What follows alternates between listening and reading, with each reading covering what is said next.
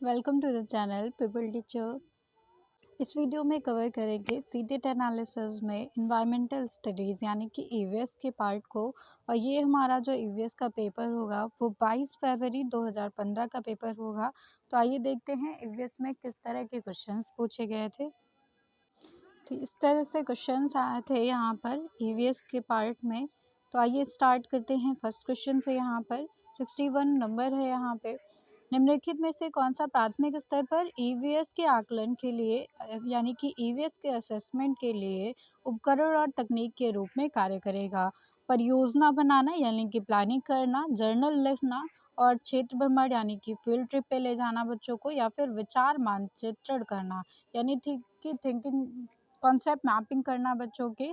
तो ये सारे ही ऑप्शन यहाँ पे करेक्ट हो जाते हैं बच्चों को एसेस करने के लिए। तो आइए देखते हैं ऑप्शंस को। तो यहाँ पे सारे ही ऑप्शन करेक्ट हैं, इसलिए सी ऑप्शन करेक्ट हो जाएगा। A B C and D option are correct. Next question आ जाता है यहाँ पर मिजोरम से। तो मिजोरम में की जाने वाली झूम खेती के बारे में पूछा जा रहा है कि विषय में कौन सा कथन यहाँ पर सत्य है। फर्स्ट ऑप्शन आ जाता है यहाँ पर, एक फसल जो काटने के पश्चात भूमि को कुछ वर्षों तक खुला छोड़ दिया जाता है। तो ये पॉइंट करेक्ट हो जाता है झूम खेती के लिए। इसमें एक फसल काटने के बाद किसान इसे कुछ वर्षों तक छोड़ देते हैं, ऐसे ही इसमें कोई भी दूसरा अनाज वो नहीं उगाते हैं। बी ऑप्शन यहाँ पे आ जाता है, इस भूमि पर उगने वाले बांस और खरपतवार को काटकर जला दिया जाता है। तो ये भी ऑप्शन यहाँ पे करेक्ट हो जाता है कि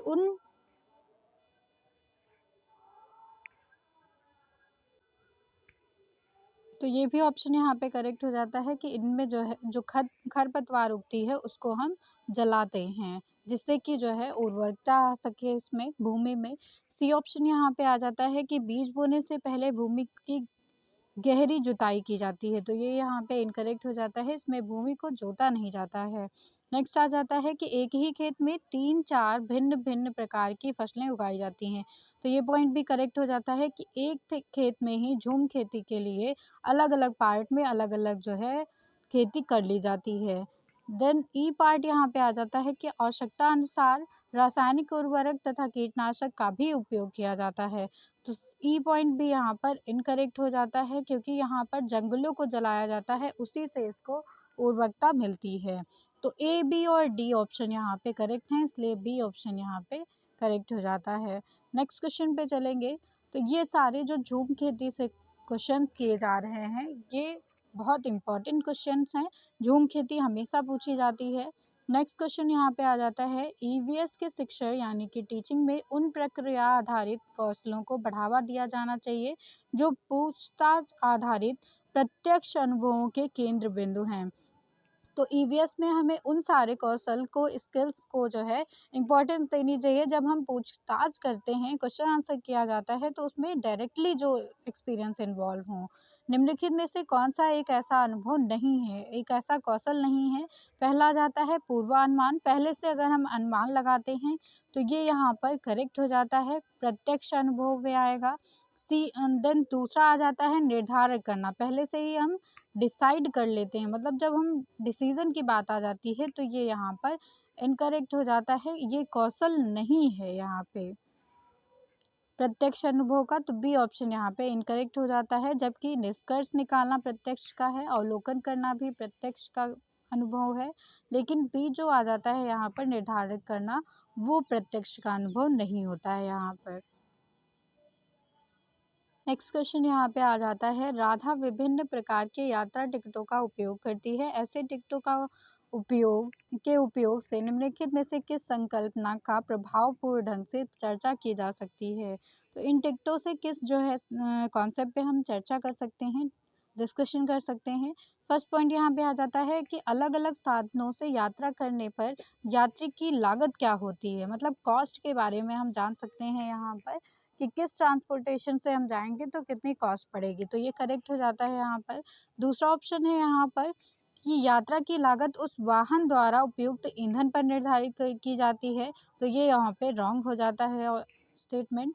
देन सी पॉइंट यहाँ पे आ जाता है कि सार्वजनिक परिवहन से एक स्थान से दूसरे स्थान जाने पर हमें टिकट चाहिए। तो ये भी करेक्ट हो जाता है कि अगर हम किसी गवर्नमेंट ट्रांसपोर्टेशन का यूज़ कर रहे हैं तो वहाँ पर हमें टिकट चाहिए होता है। और आरक्षण प्रक्रिया की समझ जो है हमें टिकट से नहीं ज्ञात होती है। डी ऑप्शन भी यहाँ पे इनकरेक्ट हो जाता है। तो यहाँ पे ए और सी ऑप्शन करेक्ट हैं, इसलिए सी ऑप्शन यहाँ पे करेक्ट हो जाएगा। नेक्स्ट क्वेश्चन यहाँ पे आ जाता है, प्राथमिक कक्षाओं में विद्यार्थियों को मानचित्र शिक्षण के लिए निम्नलिखित में से कौन सी युक्ति सर्वाधिक उपयुक्त होगी। मानचित्र के लिए यानी कि मैप टीचिंग के लिए सबसे ज़्यादा उपयुक्त कौन सी युक्ति मानी जाएगी।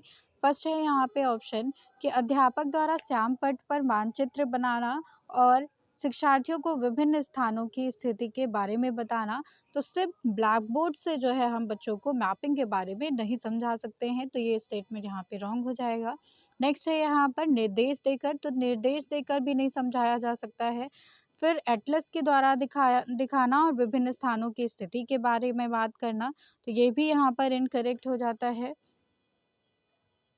देन लास्ट ऑप्शन यहाँ पे आ जाएगा, शिक्षार्थियों की सहायता करना कि वे अपने ही संकेतों का उपयोग करते हुए निकटतम परिवेश यानी कि अपने आसपास के एनवायरनमेंट का मानचित्र बनाएं और उसके साथ ही वस्तुओं के सापेक्ष स्थिति यानी कि रियल जो उनकी पोजीशन है और इनकी दिशा है उस पर ध्यान केंद्रित करें। तो ये मैपिंग के लिए सबसे बेस्ट ऑप्शन हो जाएगा यहाँ पर डी ऑप्शन। नेक्स्ट क्वेश्चन यहाँ पे आ जाता है 66 नंबर पे। क्लास 5 में एक अध्यापिका माहिका हैं, वो चाहती हैं कि उनके विद्यार्थी आसपास के पौधे का अवलोकन करें, असेसमेंट करें और सार्थक अधिगम यानी कि सीखने के लिए उसे बच्चे को क्या करने के लिए प्रोत्साहित करना चाहिए।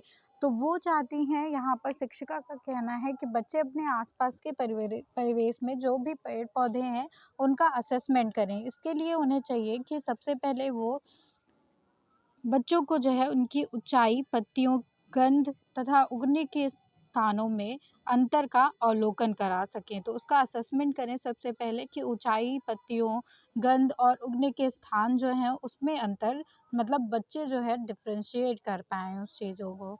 डी ऑप्शन यहाँ पे करेक्ट हो जाता है। नेक्स्ट क्वेश्चन यहाँ पे आ जाता है, प्राथमिक स्तर पर पर्यावरण अध्ययन यानी कि ईवीएस पढ़ाने के लिए निम्नलिखित में से कौन सा पहलू सबसे महत्वपूर्ण होगा। तो क्या सबसे ज़्यादा इम्पोर्टेंट रहता है यहाँ पर। फर्स्ट आ जाता है क्रियाकलाप संचित करना या कौशलों का विकास करना या आकलन में सफलता प्राप्त करना या फिर विज्ञान के आधारभूत संकल्पनाओं यानी कि अवधारणाओं को समझना। तो हम किसी एक विषय की बात नहीं करेंगे, डायरेक्टली आकलन पे नहीं जाएंगे और क्रियाकलाप की भी डायरेक्टली बात नहीं करेंगे। यहाँ पर सीखने वालों को प्राकृतिक तथा सामाजिक सांस्कृतिक पर्यावरण से जोड़ना यानी कि बच्चा जो है उसे हम नेचर के साथ में और सोशल कल्चर जो इन्वायरमेंट है उसके साथ में जोड़ते हैं। यानी कि जो क्लास में टीचिंग होनी चाहिए वो क्लास के बाहर जो इन्वायरमेंट है, जो हमारा परिवेश है, जो हमारी सोसाइटी है उससे जो है कनेक्ट होनी चाहिए। डी ऑप्शन यहाँ पे इसके लिए करेक्ट हो जाएगा।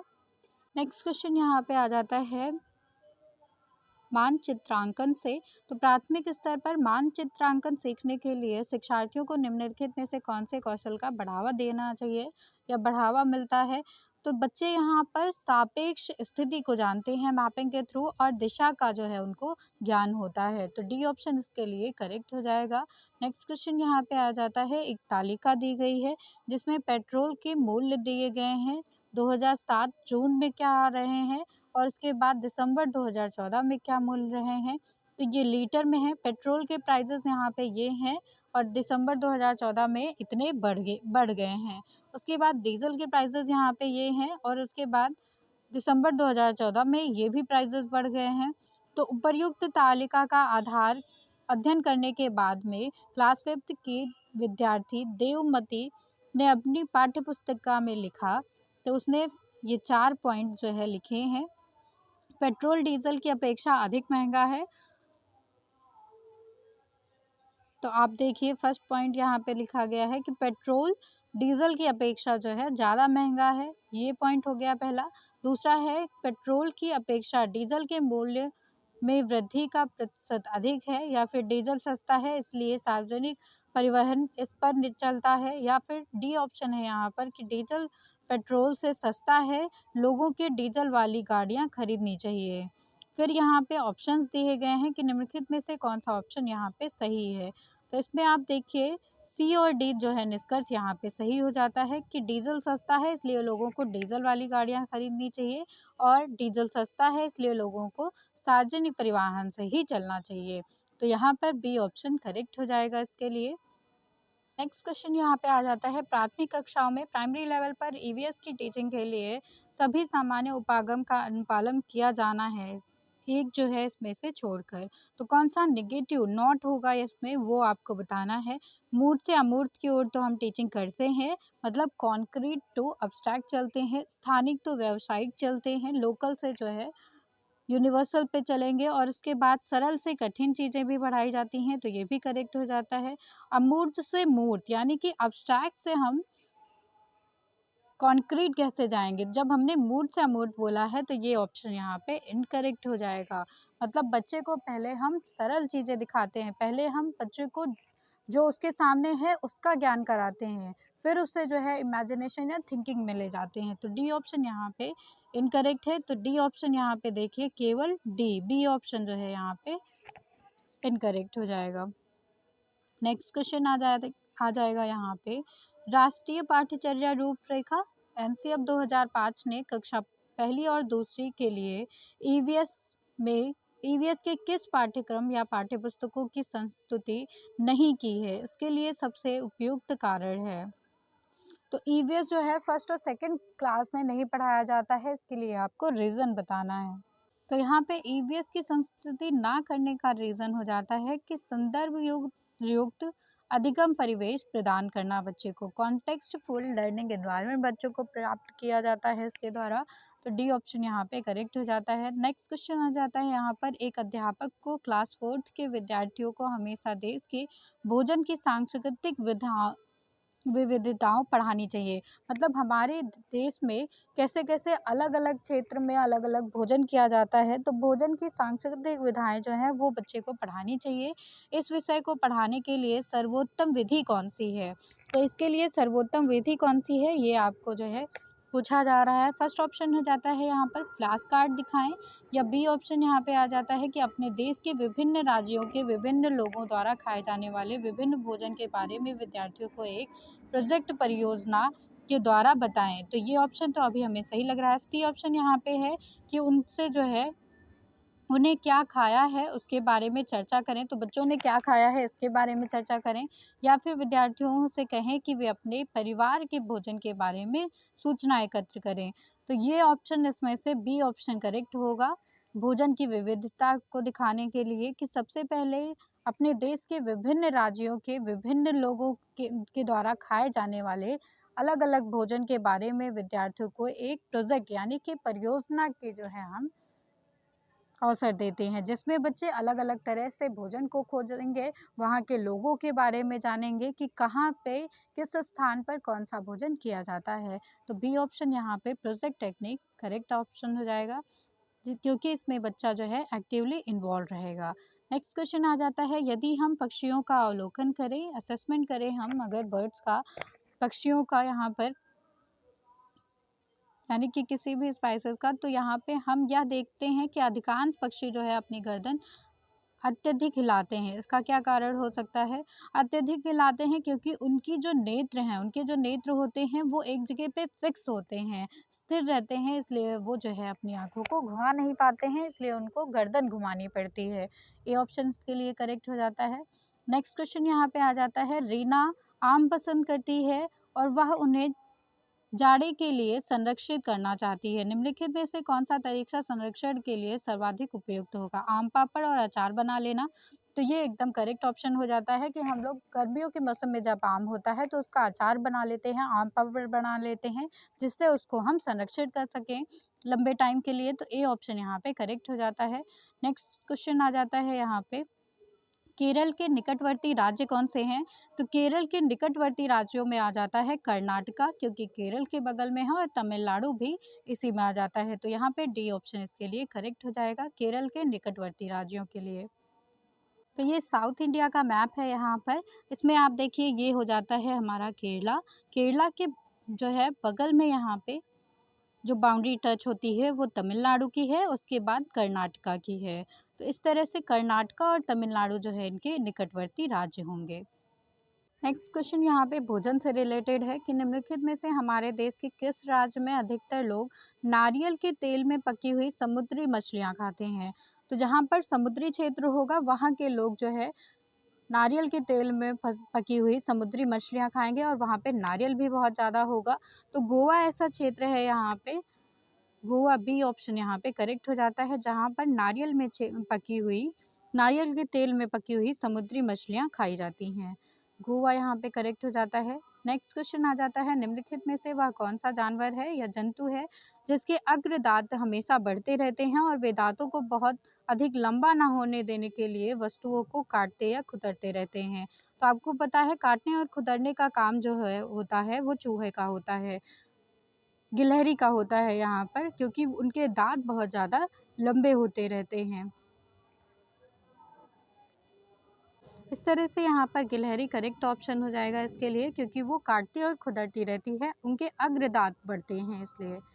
नेक्स्ट क्वेश्चन यहाँ पे आ जाता है, कोई किसान उर्वरकों और कीटनाशकों का अधिक उपयोग करके अपने खेतों में बार बार धान की फसल उगाता है। ऐसा करने से उसके खेतों की मृदा जो होगी वो बंजर हो जाएगी। बार बार एक ही जो है फसल उगाने से और लगातार कीटनाशकों और उर्वरकों का जो है उपयोग करने से मृदा की जो उर्वरकता है वो खत्म हो जाती है, तो भूमि यहाँ पर बंजर हो जाती है। सी ऑप्शन इसके लिए करेक्ट हो जाएगा। नेक्स्ट क्वेश्चन रेगिस्तानी ओक से आया हुआ है। रेगिस्तानी ओक के लिए यहाँ पर आप देखिए कौन सा करेक्ट है। तो रेगिस्तानी ओक के लिए आपसे स्टेटमेंट पूछा जा रहा है। पहला स्टेटमेंट आ जाता है यहाँ पर, रेगिस्तानी ओक एक ऐसा वृक्ष होता है जिसकी ऊंचाई हमारी कक्षा के कमरे के लगभग बराबर अर्थात 4 फीट की होती है। तो यहाँ पर ये रॉन्ग स्टेटमेंट हो जाता है, वो बहुत लंबे वृक्ष होते हैं। नेक्स्ट आ जाता है, एक वृक्ष की जड़ें नीचे वृक्ष की ऊंचाई के लगभग 30 गुनी ज़्यादा ज़मीन में धसी होती हैं। तो जितना वृक्ष ऊपर होता है उतनी उससे ज़्यादा 3 गुनी ज़्यादा उसकी जड़ें जो है नीचे होती हैं ज़मीन पर, जब तक कि वो पानी तक नहीं पहुँच जाती हैं। तो यहाँ पे आप देखिए 30 गुनी ज़्यादा नीचे होती हैं। बी ऑप्शन करेक्ट है इसमें। नेक्स्ट आ जाता है ऑप्शन यहाँ पे, इस वृक्ष के तने में पानी एकत्रित हो जाता है। तो ये भी करेक्ट हो जाता है, क्योंकि इसकी जड़ें इतनी ज़्यादा नीचे तक चली जाती हैं कि उसमें पानी तक पहुँच जाती हैं वो, जिससे कि इस वृक्ष के तने में पानी जो है पानी एकत्रित हो जाता है। डी ऑप्शन यहाँ पे हो जाता है कि ये वृक्ष जो है आबू धाबी में पाया जाता है। तो यहाँ पे देखते हैं कौन सा स्टेटमेंट करेक्ट है। तो ये जो वृक्ष है रेगिस्तानी ओक का वो ऑस्ट्रेलिया में पाया जाता है, ना कि आबू धाबी में। तो डी ऑप्शन यहाँ पे इनकरेक्ट हो जाता है। और फर्स्ट जो ऑप्शन दिया गया था कि रेगिस्तानी वृक्ष जो है उसकी ऊंचाई हमारे कक्षा यानी कि कमरे के लगभग बराबर होती है, लगभग 4 मीटर की होती है। तो ये ऑप्शन यहाँ पे करेक्ट है। तो देखते हैं ऑप्शंस को, यहाँ पे ऑप्शन दिए गए हैं तो इसमें ए, बी और सी ऑप्शन करेक्ट हो जाते हैं, डी ऑप्शन इनकरेक्ट है, इसलिए डी ऑप्शन यहाँ पे करेक्ट हो जाएगा। नेक्स्ट क्वेश्चन यहाँ पे आ जाता है, डेट दे रखी है यहाँ पर 2/1/2015 में मडगांव से नागरकोइल के लिए एक रेलगाड़ी में बैठता है एक व्यक्ति, और रेलगाड़ी जो है 7:45 से मडगांव से चलती है। अगले दिन जो है 3/1/2015 को वो 4:45 पर नागरकोइल में पहुंचती है, नागरकोइल में पहुंच जाती है। यदि इन दोनों स्टेशनों के बीच में 1140 किलोमीटर की दूरी है तो यहाँ पर औसत चाल बतानी है हमें रेलगाड़ी की। तो इसके लिए हम देखेंगे यहाँ पर गाड़ी यहाँ पर चली थी 2 तारीख से और पहुंची है 3 तारीख को अगले दिन। तो यहाँ पर 7:42 से गाड़ी चली, 4:45 पर पहुंचती है, तो यहाँ पे 21 घंटे हो गए टोटल। और दूरी यहाँ पे दे रखी थी 1140, 21 घंटे यानी कि समय इतना लगा। तो चाल निकालने के लिए समय से डिवाइड कर देंगे दूरी को, तो यहाँ पे 54 आंसर किलोमीटर प्रति घंटा आ जाता है, यानी कि 54 किलोमीटर प्रति घंटे से गाड़ी जो है चली है, चाल हो गई है इसकी। ए ऑप्शन यहाँ पे करेक्ट है। नेक्स्ट क्वेश्चन आ जाता है, नई दिल्ली में रहने वाला कोई व्यक्ति पहले भोपाल यानी कि मध्य प्रदेश और फिर उसके बाद झारखंड रांची गया है, तो उसकी दिशा आपको बतानी है। तो दिल्ली से जो है दिशा पूछी जा रही है यहाँ पर। तो यहाँ पे मध्य प्रदेश जो है वो दक्षिण में पड़ेगा दिल्ली की अपेक्षा। दिल्ली से अगर हम देखें, और जो झारखंड यानी कि रांची है वो पूर्व की दिशा में पड़ेगा। तो यहाँ पे दक्षिण दिशा और फिर पूर्व दिशा, सी ऑप्शन करेक्ट हो जाएगा। नेक्स्ट क्वेश्चन आ जाता है, नीचे दिए गए सभी जानवरों में निम्नलिखित में से कौन सी विशेषता पाई जाती है। तो छिपकली, गौरैया, कछुआ और सांप, इन सब में कौन सी विशेषता पाई जाती है। तो ये सारे जानवर जो है वो अंडे देते हैं, ये इनकी विशेषता हो जाती है, कॉमन विशेषता हो जाती है। छिपकली भी अंडा देती है, गौरैया भी अंडा देती है, कछुआ भी अंडा देता है और सांप भी अंडे देते हैं। ए ऑप्शन यहाँ पे करेक्ट है।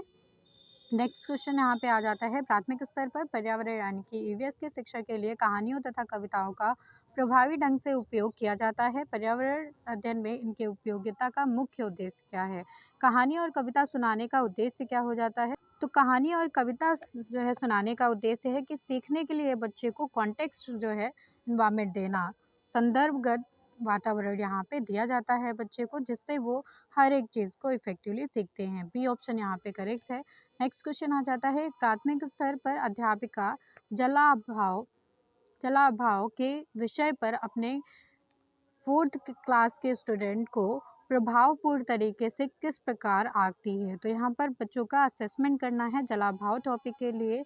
तो उन्हें जो है जलाभाव के बारे में बताने के लिए सबसे ज़रूरी हो जाता है कि रियल लाइफ से जो है बच्चे को कनेक्ट करें हम। तो यह पता करने के लिए उनको असेसमेंट किया जाता है कि उन्होंने अपने दैनिक जीवन में जल की बचत कैसे प्रारंभ की है। सी ऑप्शन इसके लिए करेक्ट हो जाएगा। जलाभाव का अगर आकलन करना है टीचर को, तो सबसे पहले ये देखें कि दैनिक जीवन में बच्चा कैसे जल का संरक्षण कर रहा है। सी ऑप्शन यहाँ पे करेक्ट हो जाता है। नेक्स्ट क्वेश्चन आ जाता है, आपके प्रधानाचार्य ने आपको कहा है कि क्लास 5th के विद्यार्थियों को शैक्षिक अवलोकन यात्रा के लिए ले जाएं। यहाँ पर बच्चे का जो है एजुकेशनल असेसमेंट किया जा रहा है। इस अवलोकन यात्रा के लिए यानी कि असेसमेंट जर्नी को सार्थक बनाने के लिए आप अपनी योजना में क्या सम्मिलित करेंगे। तो कौन सा पॉइंट आप इसमें शामिल करेंगे अपनी यात्रा के लिए। क्रियाकलापों की एक स्थिरीकृत सीट उस स्थान के बारे में तैयार करना और प्रामाणिक तथा सार्थक अध्ययन के लिए उसे विद्यार्थियों के साथ यात्रा से पूर्व साझा करना। तो जो भी क्रियाकलाप होंगे, जो भी अप्रोचेज़ होंगी, उसके लिए आप एक सीट तैयार करेंगे और वो सीट जो है प्रमाणित करेंगे, और उसके बाद सार्थक अध्ययन के साथ में मीनिंगफुल स्टडी के साथ में बच्चों से जो है इन यात्रा से पहले इन सारी जानकारियों को आप साझा करेंगे। यानी कि बच्चों को ये सारी जानकारियाँ पहले से दे दी जाती हैं इस यात्रा के बारे में। ए ऑप्शंस के लिए करेक्ट हो जाता है। नेक्स्ट जो ऑप्शंस यहाँ पे दिए गए हैं कि शांतिपूर्वक आप अवलोकन करेंगे, या फिर भोजन और खेलों के साथ में अवलोकन करेंगे, या फिर विद्यार्थियों को उनके बारे में जानकारी प्राप्त करने के लिए और पढ़ने के लिए कहेंगे। तो ये सारे इनकरेक्ट हो जाते हैं यहाँ पे। नेक्स्ट क्वेश्चन आ जाता है, प्राथमिक स्तर पर पर्यावरण अध्ययन के आकलन में निम्नलिखित में से कौन सा संकेतक उपयुक्त नहीं है। पर्यावरण का आकलन अगर हमें करना है तो उसके लिए न्याय और समानता के प्रति चिंता का जो है उपयोग नहीं किया जाता है आकलन में, जबकि स्मरण करना, प्रश्न पूछना और सहयोग देना, ये सारे आकलन के तरीके हो जाते हैं। तो सी ऑप्शन यहाँ पे इनकरेक्ट है। नेक्स्ट क्वेश्चन यहाँ पे आ जाता है पौधे से। तो इस पौधे की पत्तियाँ और उन्हें सब्जी की तरह प्रयोग में लाया जाता है और इसके बीजों से तेल बनाया जाता है। तो आप सरसों जो होता है पेड़, इसके पत्तियों को साग के रूप में प्रयोग करते हैं, इससे साग बनाया जाता है और उसके बाद जो इसके बीज होते हैं उनसे हम तेल बनाते हैं। तो सरसों ऑप्शन यहाँ पे करेक्ट हो जाएगा, डी ऑप्शन। नेक्स्ट क्वेश्चन आ जाता है, कासा यानी कि ब्रांच के बारे में निम्नलिखित कथन का अध्ययन कीजिए। यह एल्यूमीनियम और आयरन और कॉपर जैसा ही एक तत्व होता है। या बी ऑप्शन है, टिन और कॉपर को पिघलाकर बनाया जाता है। या सी ऑप्शन है यहाँ पर, आदिवासी लोग ब्रांच का उपयोग औजारों के लिए हजारों वर्षों से करते हैं। ब्रांच का उपयोग हजारों वर्षों से वो कर रहे हैं। या फिर डी ऑप्शन है यहाँ पर कि ब्रांच से बनी हुई वस्तुएं एल्यूमिनियम से बनी हुई वस्तुओं की तुलना में हल्की होती हैं, परंतु ज़्यादा टिकाऊ होती हैं। तो यहाँ पे आपको ऑप्शंस दिए गए हैं। जिसपे हम देखते हैं यहाँ पे कौन सा ऑप्शन करेक्ट है। तो इसके लिए यहाँ पे ये ऑप्शन करेक्ट हो जाता है कि यहाँ पे जो का ब्रांच होता है या कांसा होता है वो कॉपर और टिन को पिघलाकर बनाया जाता है, बी ऑप्शन करेक्ट है। और आदिवासी जो है इसको हजारों वर्षों से उपयोग में ला रहे हैं, तो ये भी ऑप्शन करेक्ट हो जाता है। ये ऑप्शन यहाँ पे इनकरेक्ट है कि एल्यूमिनियम से हल्की होती है ये धातु, और ए ऑप्शन भी यहाँ पे इनकरेक्ट हो जाता है क्योंकि ये कॉपर और टिन को पिघलाकर बनाया जाता है। तो ए और बी और सी यहाँ पे करेक्ट हैं, इसलिए बी ऑप्शन करेक्ट हो जाता है। इस तरह से आप देखिए यहाँ पर कॉपर की जो मात्रा होती है कांसा में वो 78% की होती है, और टिन की जो मात्रा एसएन जो होता है वो 22% होता है। ये मिश्र धातु होती है कॉपर और टिन की, ब्रांच या कांसा इसको कहते हैं। नेक्स्ट क्वेश्चन यहाँ पे मच्छर से आ रहा है। मच्छरों से फैलने वाली रोग के बारे में पूछा जा रहा है। तो इससे जो रोग फैलता है उसको चिकनगुनिया, डेंगू और मलेरिया कहते हैं। ये 3 जो रोग जो है मच्छर के द्वारा फैलाए जाते हैं। सी ऑप्शन इसमें करेक्ट हो जाता है। नेक्स्ट क्वेश्चन यहाँ पे किया जा रहा है, और लास्ट क्वेश्चन ये आ जाता है मानचित्र से। तो किसी राज्य के मानचित्र के एक सिरे पर यह लिखा है scale 1 centimetre equal to 10 metre होता है। तो 1 सेंटीमीटर में 110 मीटर यहाँ पे बताए गए हैं। यदि एक मानचित्र है, किन्हीं दो शहरों के बीच की दूरी इसमें दी गई है 9.7 सेंटीमीटर की, तो इन दोनों शहरों में वास्तविक दूरी क्या होगी? 9.7 सेंटीमीटर जो दिया गया है, इसमें आप इंटू कर देंगे 110 का, तो इसमें जो है आपकी रियल वैल्यू निकल जाएगी। रियल वैल्यू यहाँ पे आ जाती है 1.067 किलोमीटर की,